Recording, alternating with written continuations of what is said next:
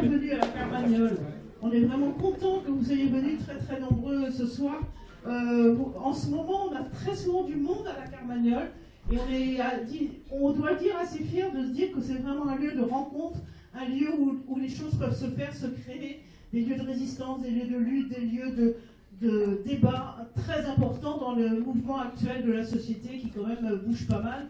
Donc on est vraiment content de pouvoir proposer cet espace, ce lieu à la Carmagnole, un lieu associatif, un lieu où tout le monde peut participer. Bonsoir à toutes et à tous. Merci à Richard d'avoir eu cette gentillesse de m'inviter pour vous parler ce soir du salariat. Du salariat, des salaires, du SMIC, des cotisations sociales, c'est-à-dire de ce qui fait le cœur de ce qui nous permet de vivre.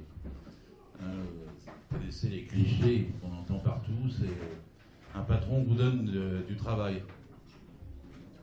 C'est faux. Un patron ne vous donne jamais rien. Il ne vous donne rien. Vous lui vendez votre force de travail. Il vous l'achète le moins cher possible. Et vous cherchez à la lui vendre le plus cher possible. Ça, c'est la règle fondamentale. C'est simple à dire, mais peu de gens le voient comme ça. J'ai vu des petits patrons, quand j'expliquais, j'étais 30 ans inspecteur du travail, qui disaient oh oui, mais vous me traitez d'exploiteur. Monsieur, oui, forcément, si vous êtes patron, vous exploitez. Si vous n'exploitez pas, votre entreprise va mourir. L'entreprise est faite pour que vous dégagiez une marge. Si vous ne dégagez pas une marge, vous allez mettre la clé sous la porte, ou quelqu'un d'autre prendra le marché, comme on dit, à votre place. Donc vous êtes forcément exploiteur, ce n'est pas un gros mot. Il faut comprendre que le travail est exploité. C'est énorme à dire, mais les gens ne le savent pas non plus parce qu'il n'y a personne qui leur dit dans une radio, dans une télé, quoi. Et le salaire, il est ce qui sert à payer le travail qui a été fourni. Et il y a deux choses sur le salaire. Et là aussi, les gens ont tous un bulletin de paye, mais il y a le salaire net, il est en bas. Et il y a le salaire brut, il est en haut de la feuille de paye. Avec le salaire net, vous vivez le mois. Avec le salaire brut, vous vivez toute la vie. Ça, il n'y a pas beaucoup de gens qui le savent. Que le salaire brut, c'est une partie du salaire qui est mutualisée, qui est mise dans un pot commun et qui est redistribuée à chacun selon ses besoins, quand il est malade, en accident du travail, en charge de familles nombreuses, au chômage ou en retraite. Et ils ont appelé ça depuis, tu as raison Richard, depuis 30 ans. Tous les matins, moi je ne sais pas si vous écoutez, moi c'est France Inter, Dominique Sceaux le matin. Je suis tout seul en colère devant mon bol de café au lait. À peine la journée commence. Et le gars vous dit c'est une charge. Non. Ben non, c'est pas une charge. D'ailleurs, il n'y a pas marqué le mot charge sur le bulletin de paye, il y a marqué salaire brut. Pourquoi appeler le salaire brut une charge? Vous le méritez quand même, vous avez travaillé. Et il est justement en deux parties, celui que vous touchez tout de suite et celui que vous touchez plus tard. Alors ils sont embêtants, ils vous disent c'est les prélèvements obligatoires. Alors ça c'est horrible parce que personne ne vous dit prélèvements obligatoires. Alors ils mentent, parce que la sécurité sociale, c'est-à-dire les cotisations sociales, c'est un prélèvement volontaire. Et ouais, ça va dans les caisses de l'État. Ben non. La sécurité sociale est un organisme de droit privé. Et quand vous dites 57% de prélèvement obligatoire, ben c'est pas vrai. Parce que toute cette partie de cotisation sociale n'est pas dans les prélèvements publics obligatoires. C'est quelque chose, je le répète, de mutualisé et qui revient à ceux qui travaillent. Alors l'origine, moi je prends toujours le même exemple. Parfois on me dit que je radote, mais tant pis, il faut toujours enfoncer le clou. C'est un film de Gilles Pontet-Corvo, pour les plus anciens, qui s'appelle Quémada. C'est avec Marlon Brando, hein. Il date de 71-72. Gilles Pontet-Corvo a fait un autre beau film sur la bataille d'Alger, qui a été longtemps interdite en France. Un assez grand cinéaste, oublié aujourd'hui, mais ce film-là, c'est la révolte des esclaves à Haïti, en gros. Une grande épopée, alors les esclaves se soulèvent, et les propriétaires terriens les flinguent, les esclaves se soulèvent, les propriétaires terriens les flinguent, Mais comme les esclaves sont plus nombreux, et sans gilets jaunes, ils vont gagner. Et au moment où ils gagnent, il y a Marlon Brando, qui est l'agent anglais, et qui tient l'Assemblée Générale, comme là, avec tous les propriétaires terriens, et qui disent « Qu'est-ce qu'on fait ?» Et Brando dit « Mais libérez-les. » Enfin, l'esclavage, écoutez, il faut arrêter. Réfléchissez. L'esclavage, ça coûte cher. Vous les nourrissez quand ils sont tout petits alors qu'ils ne travaillent pas. Vous les nourrissez quand ils sont malades alors qu'ils ne travaillent pas. Vous les nourrissez encore, même quand ils sont vieux, et vous les logez encore alors qu'ils ne travaillent plus. Faites-en plutôt des salariés, ça vous coûtera moins cher. Vous ne les paierez que quand vous aurez besoin d'eux. Et c'est comme ça qu'on est passé de l'esclavage au début du salariat, sans qu'au début ça s'appelle salariat. Les mots au XIXe siècle étaient trimardeur, journalier, tâcheron, loueur de bras, et toute une série de mots besogneux, toute une série de mots qui faisaient que les salariés vendaient leur force de travail, puis après ils se démerdaient avec pour leur retraite, pour tout ça. Et il a fallu 170 ans pour arriver à ce qu'ils retrouvent ce que les esclaves avaient. C'est-à-dire que le patron, quand il leur payait pas seulement ce qu'il avait fait pour le travail de la journée, il leur payait aussi à nouveau leur retraite quand ils étaient vieux, pour l'enfant, pour le toit, pour l'accident ou pour le chômage. Et ça, c'est les cotisations. Les esclaves avaient ça. Les salariés ont mis 170 ans pour le regagner.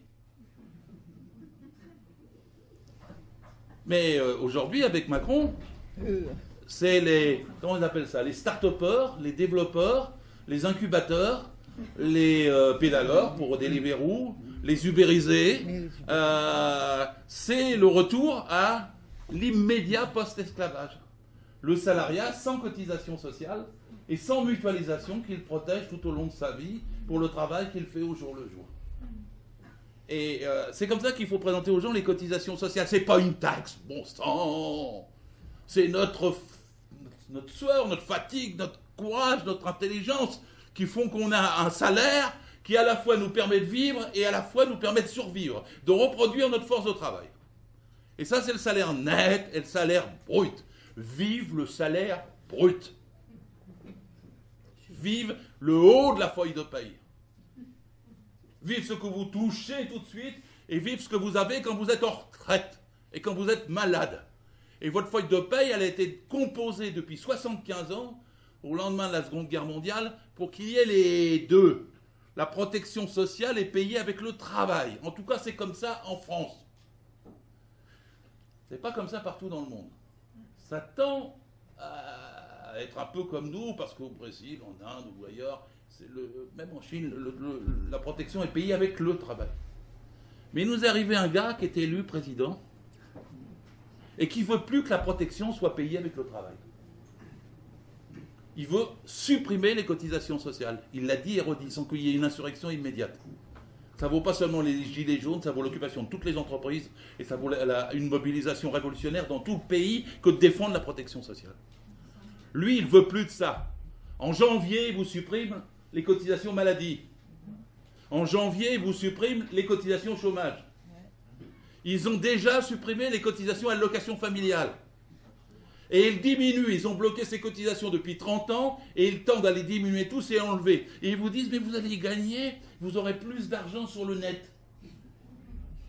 Alors on vous met ça sur le net, et on vous enlève ça sur le brut. Alors il y a des gogos qui vont y croire. J'ai 18 € de plus à la fin du mois. Oui, mais t'attends 180 € de moins sur ta vie. Et chaque mois. Donc en fait, le tour de passe-passe, c'est un tour de bonne taux. On vous grossit un tout petit peu le bas de la feuille de paye et on va vous enlever ce qui est jusqu'à présent votre protection salariale, votre protection sociale, jusqu'à votre retraite. C'est pas rien comme changement, c'est un changement de société. Alors pour les plus qui veulent avoir l'histoire, notre système, paradoxalement, s'appelle un système bismarckien, de Bismarck. Et il y a un système anglo-saxon d'un lord anglais qui s'appelle Beveridge. Et on va passer de Bismarck à Beveridge sans le savoir, sans qu'on n'explique rien au pays. Parce qu'ils sont extrêmement subtils, vous savez, intelligents. Ils savent où ils vont, mais ils ont beaucoup de mal à nous l'expliquer.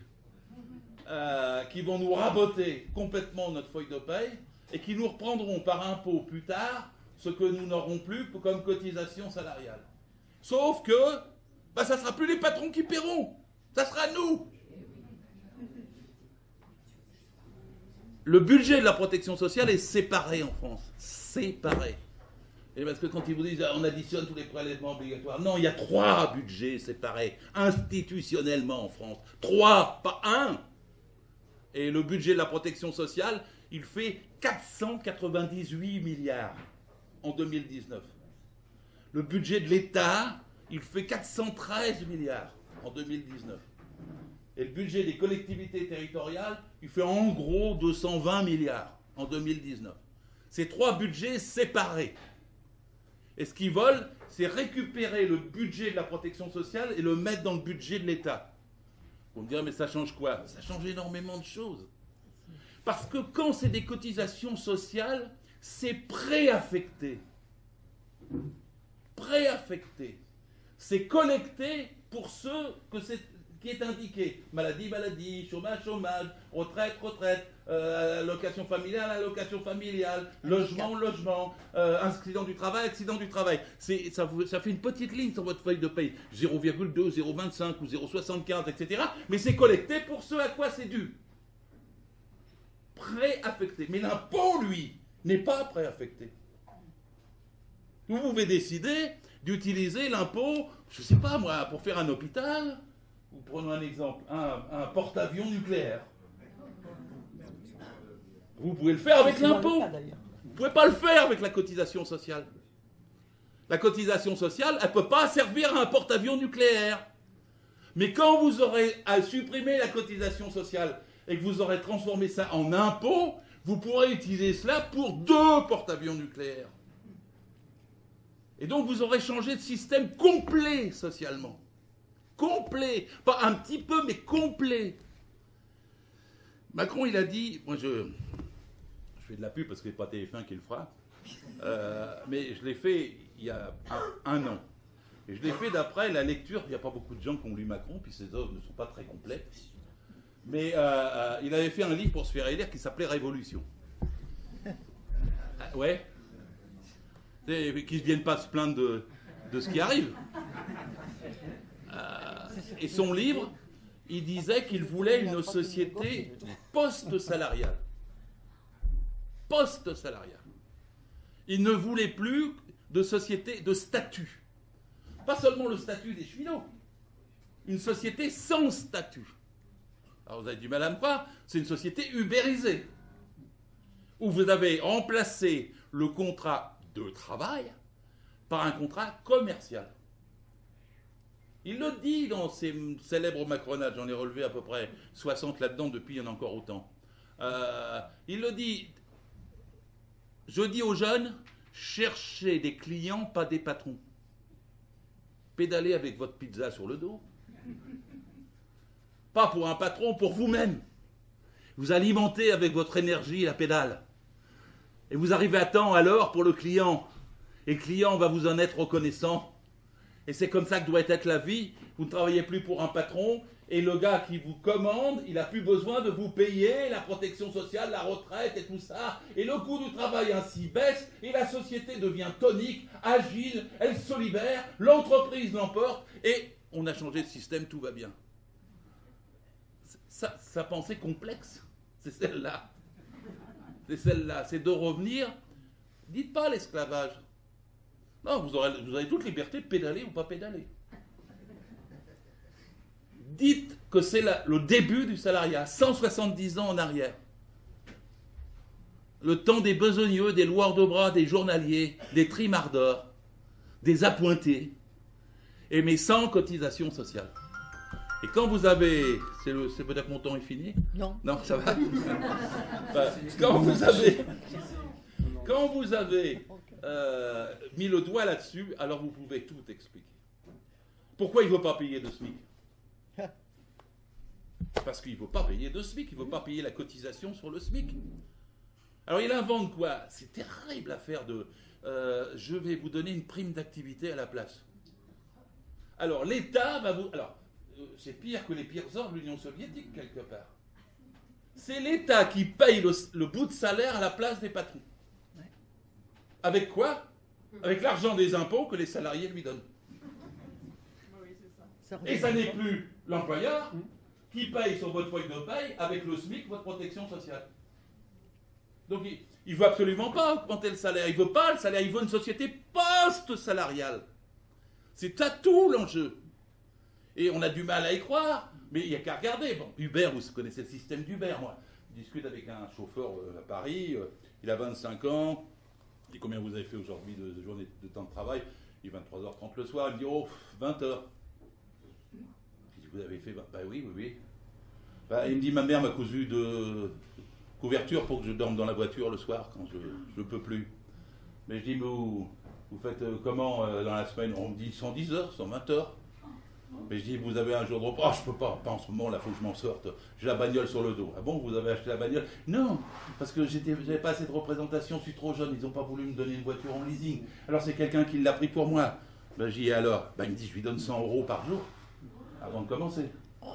Puis 25 € sur chaque course que lui envoie Uber. Puis il dit, mais il vous reste des sous pour payer des petits pots de cotisation sociale, enfin, quelque chose, une assurance, etc. Ah, il me dit, je suis obligé, l'assurance, c'est très très cher. Il n'y a pas d'assurance pour moi à mon âge, 25 ans, en dessous de 350 € par mois. Alors, puis il est dans 100, plus 350, plus 25% sur les courses. Donc pour votre retraite, oh, mais pas question. J'ai eu un accident il y a 3 semaines, je ne peux pas rouler avec une voiture cabossée, ça me coûte 1600 €. Il faut que je répare la voiture. Ben, je dis, alors à la fin du mois, vous allez voir combien? Ben, il me dit, oh, ce mois-là, ce ne sera pas un très bon mois, 1000 ou 1200 €. Je peux faire des meilleurs mois, mais là, je ne peux pas à cause de l'accident. Donc avec 110, 120 heures, 400 heures par mois, sans protection sociale, il obtient 1200, 1300. Et à 25 ans, il me dit, mais je ne peux pas faire autrement, forcément. D'ailleurs, Macron est un cynique parfait, il a dit, je préfère les avoir comme ça, les jeunes, que de les renvoyer dealer à Stein. Ben oui, bien sûr, c'est exactement ça le chantage. Et donc après ça, vous avez Deliveroo, vous avez Ryanair. Les pilotes à Ryanair sont auto-entrepreneurs. Les hôtesses de l'air sont auto-entrepreneuses. Et ils sont payés en termes de calcul de l'horaire quand les roues de l'avion ont quitté le sol. Avant, c'est de la préparation. C'est comme une serveuse dans le restaurant qui n'est pas payée quand elle met sa tenue. Elle a un temps de mise en place avant d'arriver à son salaire. Ma fille avait du mal à comprendre ça quand elle travaillait chez Quick. Papa, je suis payé 20 heures, mais je fais 24 heures. Bah oui. Oui, mais tous ceux qui sont dans cette situation deviennent ainsi dans cette situation. Et puis après, vous aurez ça pour les profs qui donnent des leçons le soir, vous aurez ça pour évidemment, ils sont en train de le faire pour les nounous et pour toutes les tâches, de façon à ce qu'on soit tâcheron. Et de débarrasser la cotisation de ça. Et vous prenez en main pour le reste. Évidemment, tout ça vise à baisser le coût du travail, toutes catégories confondues. Alors, ils disent, mais pourquoi? Parce que c'est là qu'il faut leur dire, mais ça nous le savons tous. Ce qui a progressé dans la situation dans laquelle nous sommes, c'est que des millions de gens savent que c'est faux, quoi, que la crise, il n'y a pas de crise. Sortez la crise de votre tête. La France n'a jamais été aussi riche de son histoire. Il n'y a jamais eu autant d'argent en France. 600 milliards d'avoirs français dans les paradis fiscaux. C'est moi qui le dis, il y a un livre de Luc Payon, c'est étayé, jamais contredit. 600 milliards, une fois et demie le budget de la France, dans les paradis fiscaux. Les 500 premières familles de ce pays ont à peu près 460 milliards. Je rappelle le budget de l'État, 413. Hein. Bon. Les 100 milliards sont blanchis par les multinationales en France. C'est LuxLeaks, le scandale au Luxembourg. Il y a 58 multinationales. Elles arrivent, c'est ce qu'ils appellent, c'est pas de la fraude. Il paraît que c'est de l'optimisation fiscale. C'est une fraude légale. La loi laisse suffisamment de trous pour qu'ils puissent le faire sans se faire taper sur les doigts. Donc ils piquent 100 milliards aux caisses de la République. Total, tout ça, les GAFA, comme ils disent maintenant quand on est moderne, Google, Apple, Facebook et Amazon, auquel vous devez rajouter Microsoft. Et puis vous pouvez rajouter tout, Total. Le chiffre d'affaires de Total est de 200 milliards. Je rappelle, comparaison, le budget de l'État, 413. Une seule grande entreprise fait la moitié du budget de l'État en France et ne paye quasiment aucun impôt. Donc, la France est riche. Qu'est-ce qu'on peut vous dire? La fraude fiscale. Alors, tout le monde en parle maintenant. Alors, la fraude fiscale, on en parle, même moi, je disais 80 milliards. Mais là, le syndicat national des impôts, le SNUI, qui suit ça de près, dit que ça a augmenté, c'est 100 milliards. Ouais. Alors, vous régler un de ces problèmes, la fraude fiscale, l'optimisation, la taxation des multinationales, la reprise et le contrôle des 600 milliards d'avoirs français dans les paradis. Vous réglez un de ces problèmes, il n'y a plus de problème pour toute la population. Vous pouvez augmenter le SMIC une fois, deux fois, trois fois, vous pouvez augmenter tous les salaires, vous pouvez retrouver des gens dans les hôpitaux, vous pouvez avoir des profs dans les écoles, vous pouvez retrouver des routes qui fonctionnent sans nid de poule, vous pouvez avoir à nouveau des escalators qui fonctionnent à Paris dans les RATP. Parce que quand vous avez des choses qui ne marchent pas, tout ça c'est parce qu'ils ont décidé de serrer la vis partout. Partout. Ça ne marche pas non plus ça d'ailleurs. Vous remarquerez que depuis que Macron est là, avec ses propres critères, la croissance, comme ils disent, je ne suis pas défenseur de la croissance, mais oui, ben, elle est en berne. 1,5 cette année, bien en dessous de ce qu'ils avaient prévu. La dette. Alors la dette, là aussi, je ne suis pas un défenseur de la dette, parce que la dette en France, c'est 2250 milliards, c'est l'équivalent d'un produit intérieur brut d'une année. Bon, vous savez, quand vous vous endettez vous-même pour acheter une maison, voilà, plus d'un an d'endettement de travail, quoi, bon. Puis un État, c'est pas un ménage, parce que ça, c'est Dominique Seux tous les matins. Un État, c'est un ménage. Si vous dépensez plus, vos enfants vont le payer. C'est faux. Un État n'est pas un ménage. Il doit avoir des dettes, un État. Un État qui n'a pas de dette, c'est pas un bon État. Il joue pas son rôle. Il faut évidemment qu'il investisse, et que les investissements ne comptent pas comme une dette. C'est l'avenir, ça n'est pas une soustraction, c'est quelque chose de positif. Vous savez, il y a un pays, le Portugal, entre 1934 et 1974, pendant 40 ans, il n'a pas eu de dette.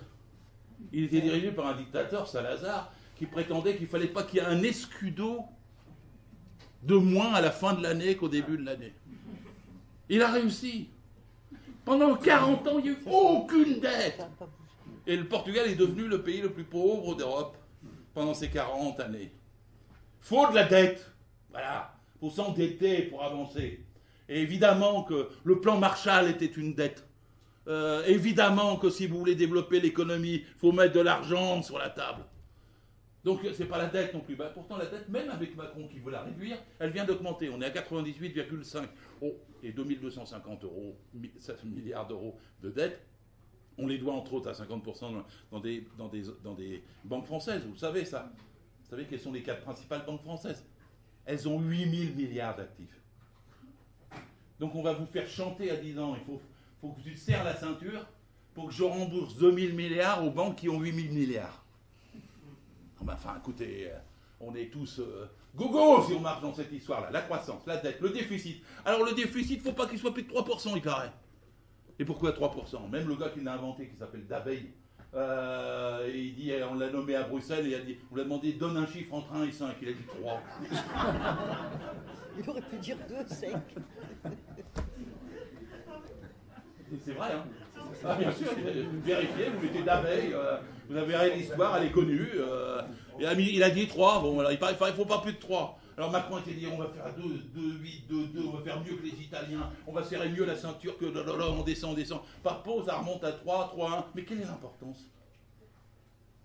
Vouloir réduire le déficit, ça consiste à serrer la vis partout. Si vous serrez la vis partout, l'économie fonctionne moins bien, ça c'est normal. Et puis tout ça pour le donner à des banques, qui ne vont pas vous le rendre. Hein. C'est comme un jardinier qui arrose la rivière pendant que son jardin s'assèche. Vous mettez l'eau là où il ne faut pas. Parce qu'évidemment, quand vous avez asséché l'économie, il n'y a plus de rentrée fiscale. Et s'il n'y a plus de rentrée fiscale, bah, votre déficit s'accroît. Et c'est ce qui lui arrive. Son déficit s'accroît. Alors après, il a tout faux. Le chômage s'accroît. L'inflation s'accroît. Alors, il n'y avait presque plus d'inflation. Ils étaient tout contents parce que pour leur trésor caché, ils ne se dévaluaient pas. Attends, ils se redévaluent un petit peu. Alors cette année, c'était parti pour faire 2-2. Mais ils ont calculé, vous avez vu Madame Pénicaud, ils sont gratte-sous. Elle avait dit c'est 1,8 cette année. Et bien, pour l'augmentation du SMIC, parce que c'est la seule partie de l'augmentation du SMIC qui est obligatoire parce qu'elle est dans la loi. Vous avez tant d'inflation, vous devez augmenter le SMIC de temps. Chaque 1er janvier. Alors, attention, hein, c'est un rattrapage, mais pas une compensation. Parce que ça veut dire que pendant toute l'année, pendant 12 mois, vous perdez puisqu'il y a de l'inflation. Hop, on vous remet un niveau le 1er janvier. Mais on ne vous compense pas ce que vous avez perdu l'année précédente. Vous êtes bien d'accord? Et là, ils discutent à quel est le taux. Et donc, elle est redescendue, là, avant-hier, de 1,8 à 1,54. Qui calcule l'inflation? Vous savez, ils prennent des articles divers, des indices, des machins. Je vous en donne qu'un, parce que sinon ce serait fastidieux. La part du loyer prévue pour calculer l'inflation, c'est 6% du salaire. Qui paye 6% seulement pour son loyer? Ça veut dire qu'on vous trompe même sur le taux de l'inflation. La seule chose qui soit obligatoire, et encore il faut le remettre en cause, hein. Bon. Et alors après, quand vous avez remis le SMIC à jour, il y a le coup de pouce. Alors coup de pouce, là c'est les primes d'activité. Il nous a bien eu hein, quand même, parce que je trouve que arriver à dire, les yeux dans les yeux, 23 millions de Français, vous allez avoir, quand vous êtes au SMIC, 100 € de plus fin janvier, et il n'y a rien. Il n'y a rien. Rien. Et non, ça ne marche pas, je vais expliquer, parce que justement, les 3 fois 20% de primes d'activité, c'était des choses qu'ils avaient prévues pour 3 ans. Mais après, la prime d'activité, il faut la demander. Ouais. Vous ne l'avez pas automatiquement, et c'est pas votre patron, bien sûr, je l'ai expliqué au début, qui vous la verse. Et puis quand vous la demandez, il y a des conditions. Ouais. Et donc si vous avez un conjoint ou une conjointe qui gagne plus de 1 300 €, vous êtes exclu des conditions. Alors c'est plus votre travail qui est rémunéré. C'est le couple moyennisé, auquel on donne ou pas un complément de salaire que les patrons ne lui donnent plus. C'est une usine à gaz absolument terrible, terrible. Et cette partie-là ne donne pas matière à cotisation sociale, là, n'allez pas le croire. Hein. Et cette partie-là ne compte pas pour vos congés, et ne compte pas pour votre retraite. C'est balayé, c'est hors cotisation sociale, puisque c'est hors salaire brut. Ça n'est pas un salaire. C'est des postes salariales. Mais les heures supplémentaires, il y a des gens qui disent les heures supplémentaires, ils vont les majorer. Alors d'abord, elles sont majorées comment? Elles sont majorées, mais non. Richard, qui est le meilleur d'entre nous, va vous expliquer comment les heures supplémentaires maintenant sont soumises à la négociation d'entreprise et non plus à la loi, et par conséquent qu'on peut les payer 10% au lieu de 25%. Vous savez comment ça s'est appliqué dans mon ex-secteur d'inspecteur du travail, en 3 boîtes, j'ai eu le temps de le faire. Il y avait une entreprise de 45 salariés, le gars, 40 femmes, 4 rangées de 10 sur les machines, la confection, et la contremaîtresse sur l'estrade. On est au 21e siècle, hein, Paris 3e, rue Saint-Martin, je vous le donne, hein, vous pouvez visiter comme vous voulez. Hein. Et le patron, il est montré sur les stades, à la côté de la contremaîtresse. Et elle dit, bon, écoutez, on ne peut plus payer les heures supplémentaires à 25%, on va les payer dorénavant à 10%. Silence dans la salle. Elles n'ont pas de délégué syndical, elles n'ont pas d'élu, rien. Elles ont baissé le nez, elles ont calculé dans leur tête combien il va les faire d'heures à 10% pour essayer de garder le salaire qu'elles avaient avec les heures qu'elles faisaient à 25%. Et le gars, il a pris un papier, il est allé voir la directe, puis il a dit, on a négocié dans notre entreprise, les heures supplémentaires sont à 10%. Dans une deuxième boîte, à côté, 35 salariés, rue Mellet. Patron plus sympa. Ça arrive. Il a dit, non, je vais les laisser à 25%. Bon, ils ne gagnent pas beaucoup. Je ne vais pas leur enlever ça. Allez, je les laisse à 25%, mais il a eu tout de suite 2 sur le dos. Le premier, c'est le banquier. Il a dit, mais monsieur l'employeur, écoutez, à la fin du mois, là, vous avez un petit découvert, vous avez besoin de moi, banquier, mais moi, banquier, ce qui m'intéresse, c'est les marges que vous dégagez. Votre voisin d'à côté, rue Saint-Martin, il dégage plus de marges que vous. Et moi, je ne peux pas vous aider si vous n'aidez pas vous-même. Mais qu'est-ce que vous me demandez, monsieur le banquier? Bah écoutez, pourquoi vous ne mettez pas les heures supplémentaires de 25 à 10%? Alors avant, c'était la loi qui fixait le taux des heures supplémentaires, maintenant c'est la négociation. Avant, avec la loi, le petit patron aurait pu dire au banquier, je ne peux pas, la loi m'oblige à les payer 25. Maintenant le banquier dit, vous pouvez négocier avec vos salariés pour les payer à 10. Alors le petit patron, il n'a pas fait comme l'autre, il est allé voir chaque salarié individuellement, puis il a dit, je ne peux pas faire autrement, sinon on fait tomber la clé sous la porte. Je voulais vous maintenir à 25, mais je ne peux pas, il faut passer à 10. Et ils sont passés à 10. La troisième boutique, c'est rue Notre-Dame de Nazareth, je la connais, il y a 12 salariés, le patron est un bois lui, il triche surtout. Il n'a jamais payé les heures supplémentaires, il s'en fout. Il donne un peu de fric et de la main à la main, en plus, de temps en temps. Et puis, la loi, il ne la connaît pas, ni El Khomri, ni Macron, ils s'en tamponnent. C'est son comptable qui est venu le voir et qui lui a dit Hé René, t'as vu là? Regarde bien, il y a la loi nouvelle a dit qu'on peut baisser les heures sup. Ouais, je m'en fous. Ouais, mais regarde bien, il y a écrit que les heures supplémentaires peuvent être majorées ou compensées. Compenser, dit. Ça veut dire qu'on n'est pas obligé de les payer. On va leur donner 2 blousons, ils fabriquent des blousons. On va leur donner 2 blousons à la fin du mois. Ça sera une compensation pour les heures qu'ils font. Donc, premièrement, ils baissent les heures supplémentaires, le taux. Puis après, ils disent, on va vous les défiscaliser et désocialiser. Voilà, il faut que les gens, 23 millions de spectateurs n'ont pas encore compris. Hein. On vous les défiscalise, vous ne paierez pas d'impôt dessus. On vous les désocialise, le patron ne paiera pas de cotisation sociale dessus.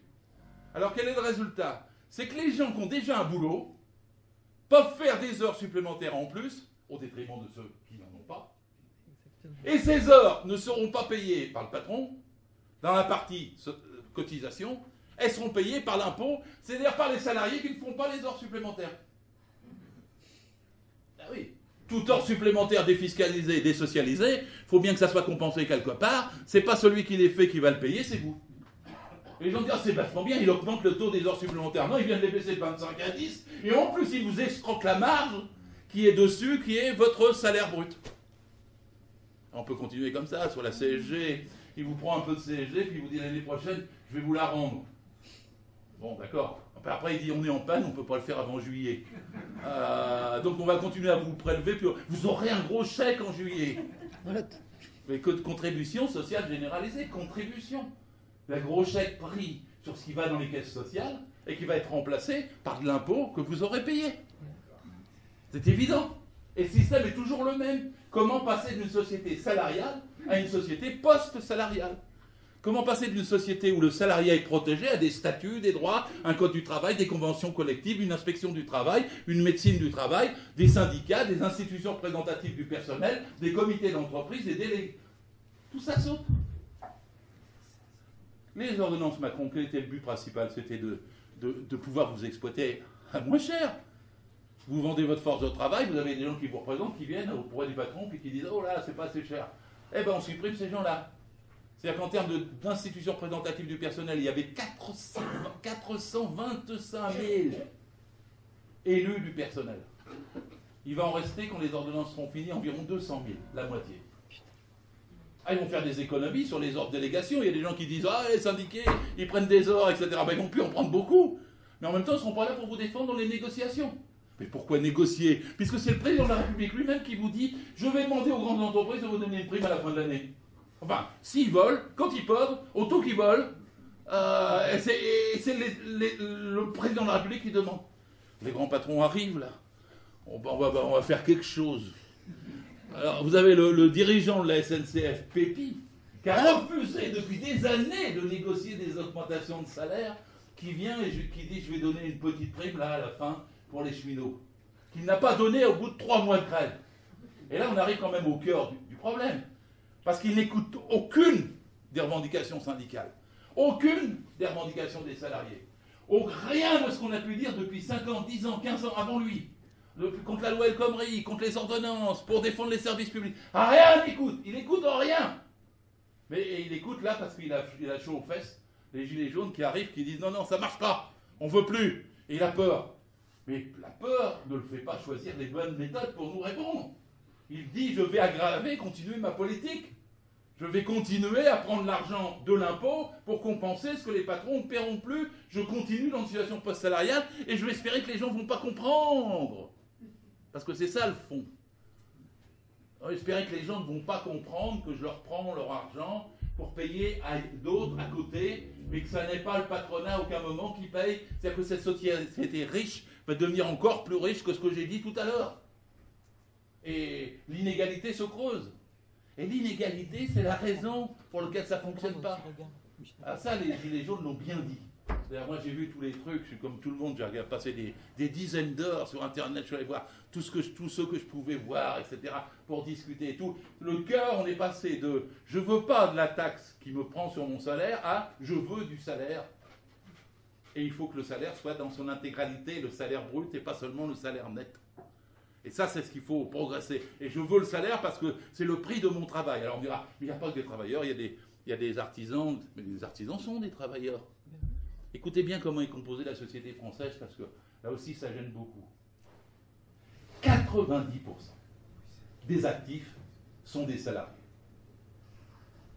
Il n'y a que 10% d'actifs qui ne sont pas salariés, qui sont artisans, commerçants, tout ce que vous voulez, agriculteurs, auto-entrepreneurs, petits patrons. Il n'y a que 10% des actifs qui ne sont pas salariés. Le salariat est dominant. Et quand je vous dis ça, je vous explique du même coup pourquoi il va perdre. Parce qu'on ne peut pas faire passer 90% de salariés par le chat de l'aiguille pour les faire devenir comme les 10 autres pourcents. Ubérisés, artisanalisés, individualisés, indépendantisés, arianisés, déverrouillisés. On ne peut pas, il ne pourra pas. Il essaye, mais il échouera. Et d'ailleurs, la révolte qu'il y a des Gilets jaunes est la preuve qu'il va échouer. Parce que nous ubériser tous, la start-up nation, la France start-up, nous faire ça, ça serait encore nous baisser tous. Notre salaire, notre protection sociale, notre retraite, etc. D'ailleurs, une annonce, c'est ce qu'il veut. Les retraites, il va les casser, c'est pour ça qu'il veut une retraite par points, pas une retraite basée sur le travail, sur le nombre d'années de travail, etc. Vous achetez des points et c'est lui qui fixera le taux des points et il pourra vous faire évaluer votre retraite comme il voudra. Mort la retraite, mort la sécu, mort l'assurance chômage, mort le salaire brut. Je supprime les cotisations sociales. Et après, vous vous démerdez comme les premiers salariés et les postes esclaves. Si nous partageons ce point de vue, nous pouvons commencer à tous comprendre pourquoi il faut augmenter le salaire. D'accord ? C'est pas trop, vous savez, un salaire. La CGT dit 1800. Même aux États-Unis. Il y a maintenant, je crois que c'est 12 ou 15 États qui ont mis à 15 $ de l'heure. Même en Espagne, ils viennent d'augmenter le SMIC de 22%. Même au Portugal, ils ont dû l'augmenter d'à peu près autant. Il y a un retard énorme entre nos salaires et leurs profits. Je le dis de façon simple. Les dividendes, l'année dernière, c'était 96 milliards. Augmenter les salaires, baisser les dividendes. Augmenter les salaires, baisser les dividendes. Et augmenter tous nos salaires. Alors on dit, oui, mais quand on augmente le SMIC, c'est qu'une partie. Oui, bien sûr, il y a 1 650 000 SMICards. Sur 18 millions de salariés du privé et 5,5 millions dans le public. Ah, mais les petites entreprises vont mourir. Mais ça, c'est des histoires. En juin 68, j'ai l'âge, j'ai 73 ans. J'étais un jeune 68ard, assez jeune et tonique. Et on a augmenté le SMIC de 33%. 33%. Ça s'appelait le SMIC, salaire minimum interprofessionnel garanti. Et le SMAG, salaire minimum agricole garanti, en juin 68, a été augmenté de 55% pour rattraper le SMIC. Et c'est ainsi qu'est né le SMIC, salaire minimum interprofessionnel de croissance. Eh bien, les années 69, 70, 71, 72, 73 ont été des excellentes années pour les entreprises. Parce que les gens ont consommé, ils ont acheté des lave-linges qu'ils ne pouvaient pas acheter avant, ils ont envoyé leur fils à l'université, ce qu'ils ne pouvaient pas avant, et grâce à une augmentation géante du SMIC. Alors maintenant, je commence à entendre sur France Inter, même de Moron s'y met. Ouais.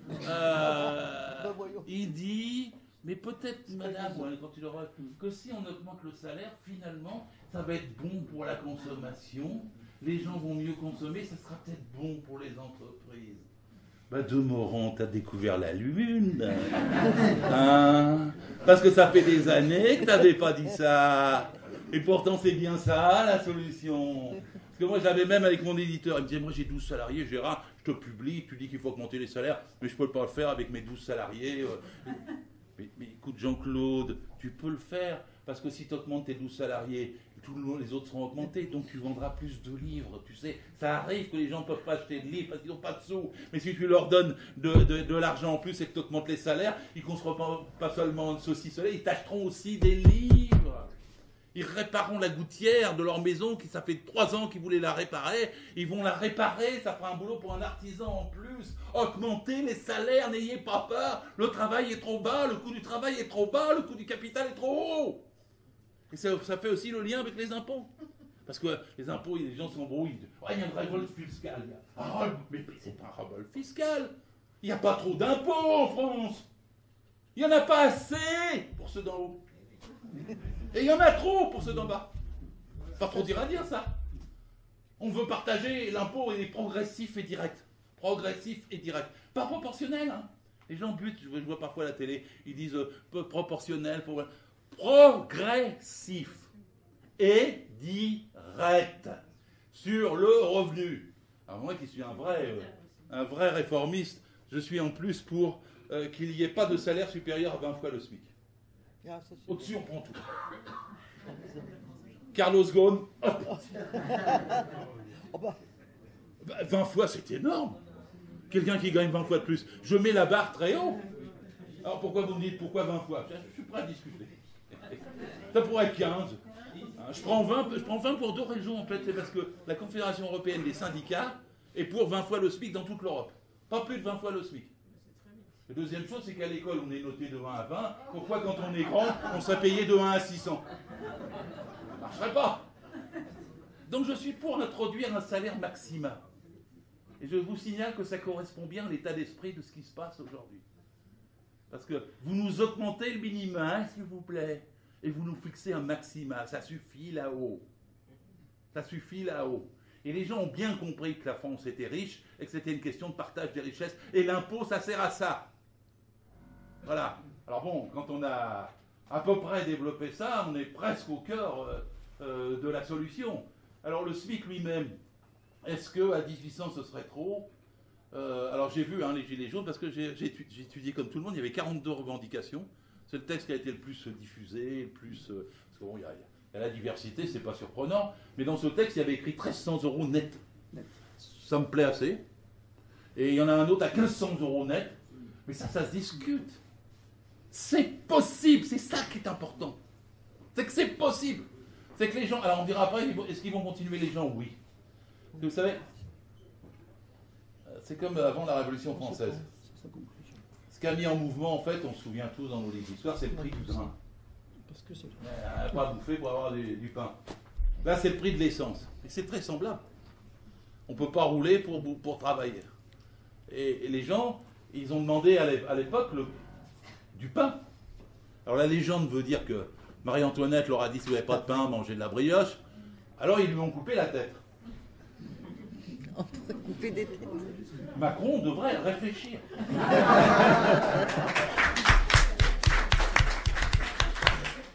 Je le dis aussi à ma façon, parce que souvent il y a quelqu'un qui me dit, oui, mais il faut savoir où on va.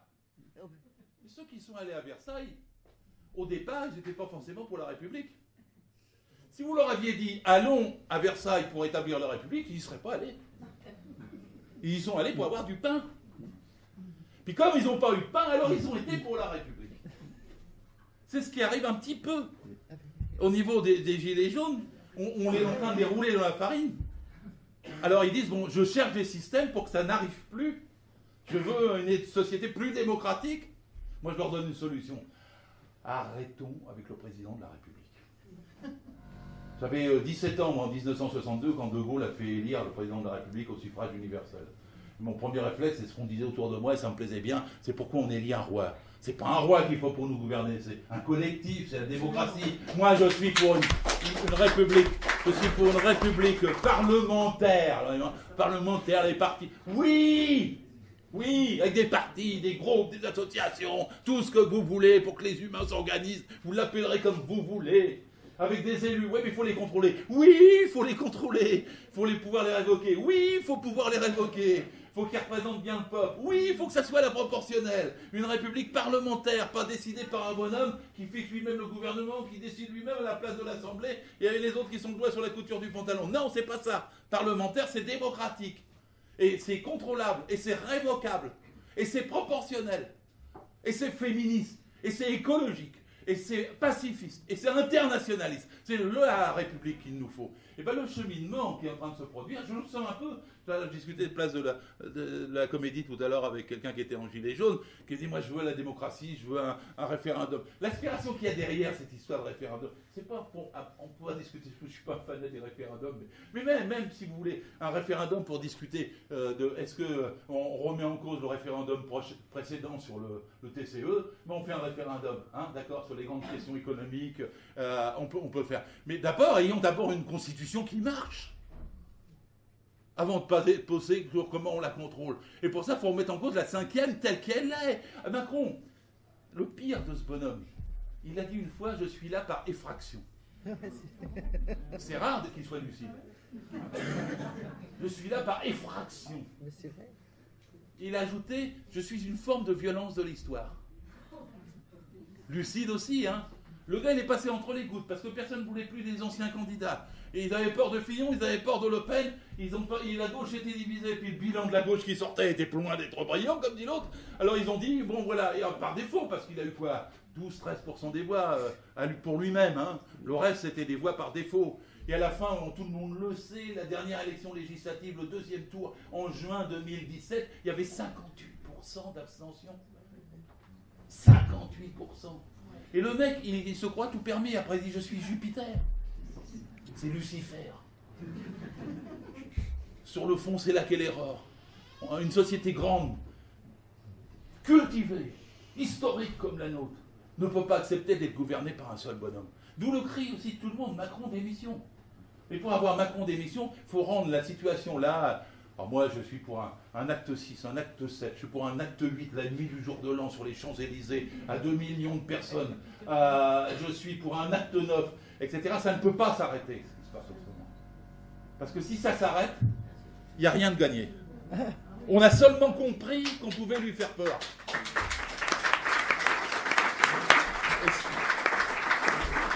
Mais comprendre qu'on pouvait lui faire peur, c'est ce qui manquait.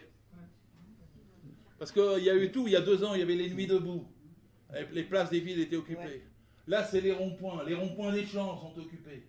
Mais ça lui fait peur cette fois. Mais il n'aura peur, je vais vous le dire, franchement, que quand les entreprises seront occupées. Parce que c'est le lieu de production. Jusqu'à présent, on bloque la distribution. Il ne veut pas déjà qu'on bloque la distribution. Mais il y a une chose qu'il ne pourra pas empêcher, c'est si c'est la production qui est bloquée. À Rouen, hier matin, ça s'appelait dans le temps la chapelle d'Arblay, maintenant ça s'appelle Europac, c'est une des plus grosses imprimeries du coin. Ils ont occupé leur entreprise, ils ont bloqué, en disant, ils ont promis une prime, là-haut on ne l'a pas. Alors on n'arrêtera pas d'occuper l'entreprise tant qu'on n'aura pas la prime. Et en vérité, ils auront plus qu'une prime. Parce que quand vous commencez comme ça pour demander une prime, vous avez une augmentation de salaire, vous avez eu les policiers ? Oui. Alors 120, 150 euros en 24 heures sans même mettre un gilet. Et les infirmières, elles ont eu quoi? Ça fait 3 ans, 4 ans, 5 ans que les hôpitaux publics, que les gens, le jour j'étais dans un repas, j'avais une jeune femme à côté de moi, on était une bande de copains, après le meeting et tout, elle s'effondre en pleurs. J'étais gêné, je ne savais pas quoi lui dire. Elle me dit, c'est rien, c'est rien. J'ai failli laisser mourir 2 personnes cet après-midi. Comment voulez-vous qu'il en soit autrement? Et comment voulez-vous qu'un pays de la taille d'une autre, un peuple, un salariat aussi puissant, 90% des actifs, se laisse faire? Alors ayez confiance, on a commencé à leur faire peur. On va comprendre pourquoi on leur fait peur. Les gens vont formuler leur cahier de revendication, leur cahier de doléances, pas dans son débat à la noix, mais sous une forme ou sous une autre à nouveau, sur les places, sur les ronds-points, mais dans les entreprises aussi. Et dans les entreprises, il faut que la peur se lève, la peur d'être viré, il faut que la possibilité de se mettre en grève se fasse. À Alcatel-Lagnon, les Gilets jaunes sont allés voir à la porte pour que les salariés se mettent en mouvement et occupent leur entreprise. Ils ont réussi pour quelques heures. Il y a une dizaine d'endroits où ça a fait ça, comme ça. C'est la seule solution. Je suis un 68ard. J'ai vécu ça. J'avais 22 ans. Et vous savez, il n'y a pas eu de mot d'ordre, contrairement aux légendes. J'étais à Rouen, en Seine-Maritime. Et j'ai travaillé dans mon bouquin, pour des raisons d'histoire. Et je suis tombé sur les notes du secrétaire de l'Union départementale CGT de l'époque. Il s'appelait Bernard Isaac. Il n'y avait pas de portable. Il ne sortait pas de son bureau.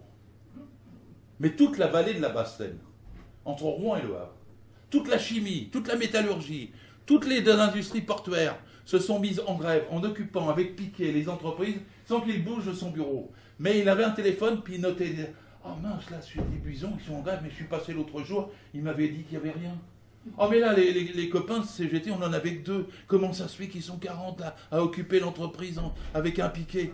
Oh mais là, il n'y avait aucun syndiqué. Eux aussi sont en mouvement. C'est-à-dire que quand ça part, ça part. Et l'exemple des Gilets jaunes, c'est un exemple pour le reste des entreprises. C'est un exemple pour une grève générale. Écoutez-moi, je ne parle pas, je suis à mon âge de grève générale n'importe quand, n'importe comment. Il m'est arrivé plusieurs fois parfois de le dire un peu trop vite ou un peu trop fort dans ma vie. Mais là, c'est le moment. Ça se fera la semaine prochaine, la semaine d'après, en début janvier. Mais de toute façon, les gens vont voir qu'ils ne leur donnent rien à la fin du bulletin de paye de janvier. Et ils ont peur du bulletin de paye de janvier. Ils ont grossi par décret du 14 mai dernier, l'avant-dernière ligne. Le décret précise que ça doit être écrit en plus gros, en caractère gras, là, le salaire net, parce qu'il y aura quelques euros de plus. Et la ligne d'en dessous, ce sera le prélèvement à la source par l'impôt qui a remplacé les lignes du dessus, qui sont le salaire que vous n'aurez plus. Mais ils essaient de vous tromper et les motivations du décret sont intéressantes. Ils disent qu'il faut que ça soit plus gros pour éviter un choc psychologique. S'il vous plaît, si vous avez bien entendu ça, aidez les gens le 29 janvier prochain à avoir un choc psychologique. Aidez-les à comprendre ce qui se passe, ce qu'on leur fait, et aidez-les à se mettre en mouvement, comme les Gilets jaunes viennent de le faire, et il faut leur rendre, quelles que soient les nuances de tout ça, et chapeau bas, parce qu'ils ont montré que c'est en luttant qu'on pouvait faire changer les choses, changer les rapports de force d'un camp à l'autre, et le rendre à nous, les salariés, de façon à ce que nous puissions battre Macron. Merci.